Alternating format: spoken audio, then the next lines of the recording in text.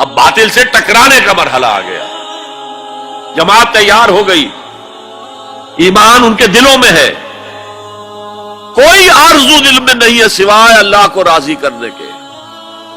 شہادت ہے مطلوب و مقصود مومن، نہ مال غنیمت نہ کشور کشائی۔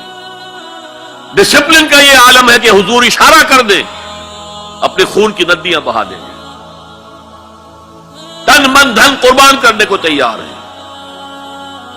اب اور معتدوے تعداد میں آ گئے ہیں، تب آپ نے نظام سے ٹکر مول لی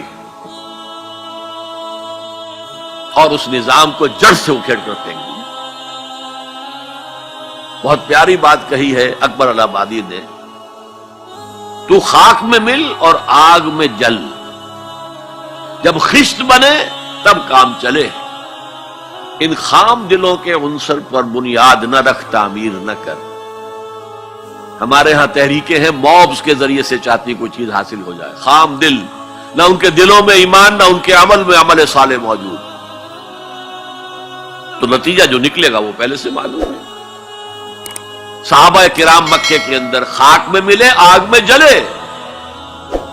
یہ آپ کا ساحل قریبی ہے، یہاں پہ ریت ہوتی ہے نا، وہ ریت گیلی ہوتی ہے، اس کا آپ ایک گولا بنائے اور شیشے پہ مارے، شیشہ کھڑا رہے گا، وہ بکھر جائے گی ریت۔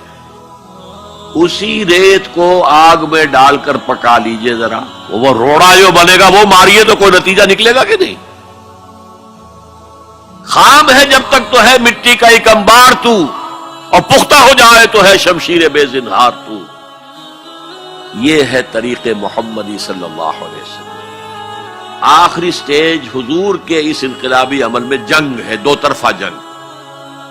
یقاتلون فی سبیل اللہ فیقتلون ویقتلون، اللہ کی راہ میں قتال کرتے ہیں، قتل کرتے بھی ہیں، قتل ہوتے بھی ہیں۔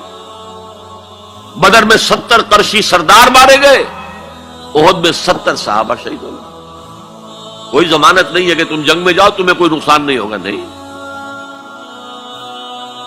لیکن یہ ہے کہ آج کے دور میں اس مسئلے میں خصوصی اجتہاد کی ضرورت ہے، وہ میں پھر کسی اور موضوع پر گفتگو کرتے ہوئے آپ کے سامنے رکھوں گا کہ دو طرفہ جنگ کی بجائے ایک اور راستہ ہے جس کی سب سے پہلے نشاندہی کرنے والے مہاتما گاندھی تھے۔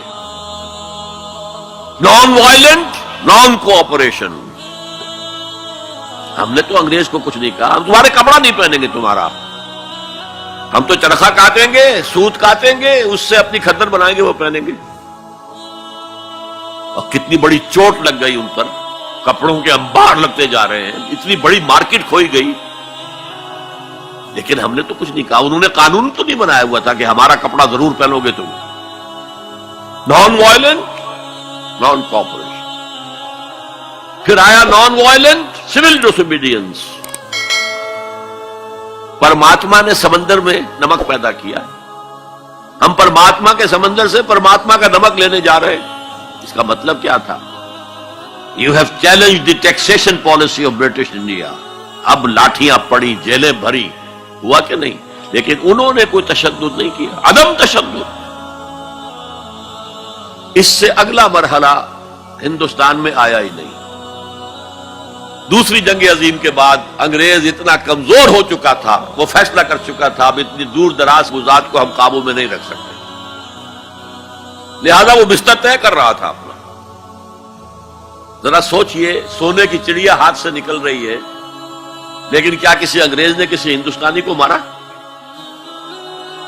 کیا کسی ہندوستانی نے کسی انگریز کو مارا؟ آپ شیر کے منہ میں سے وہ سنہری چڑیا نکال رہے ہیں، لیکن نہ کسی انگریز نے کسی ہندوستانی کو، نہ مسلمان کو، نہ ہندو کو، نہ کسی مسلمان نے اور نہ کسی ہندو نے انگریز کو مارا۔ آپس میں لڑے ہیں، یہ بالکل دوسری بات ہے، اٹس اے ڈفرنٹ سٹوری۔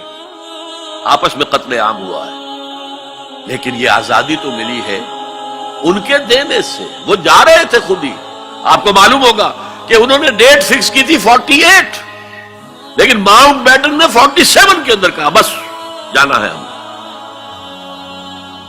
آخری سٹیج جو اس پروسیس کی ہے وہ ایران میں امام خمینی کا جو انقلاب آیا وہ تھا अनआर्म्ड रिवोल्ट, हम किसी को नहीं मारेंगे, हम पर गोलियां चलेंगी, सीनों पर खाएंगे। 20,000 से लेकर 30,000 तक आदमी मारे गए, तब वो शहनशाह भागा के नहीं, जो 2,500 साल जश्न मना रहा था, जो समझता था कि मैं वही साइरस के खुसरो या जुल्करनैन का दौर दोबारा ले आऊंगा, वो सल्तनत अजीम। और हाल क्या हुआ बहादुर शाह जफर की तरह, 2 गज जमीन भी मिल न सकी कुएं यार में। यकीनन आपको हमारी आज की वीडियो पसंद आई होगी। पसंदीदगी का इजहार करने के लिए लाइक कीजिए और दूसरों तक शेयर जरूर कीजिए। देखते रहिए, सुनते रहिए heroes of Islam TV official. फिर मिलेंगे इंशाअल्लाह अजीज ऐसी ही नादिर और नायाब मालूमाती वीडियो के साथ। तब तक के लिए इजाजत दीजिए। अपने मेजबान मुफ्ती रिजवान को अल्लाह निगहबान।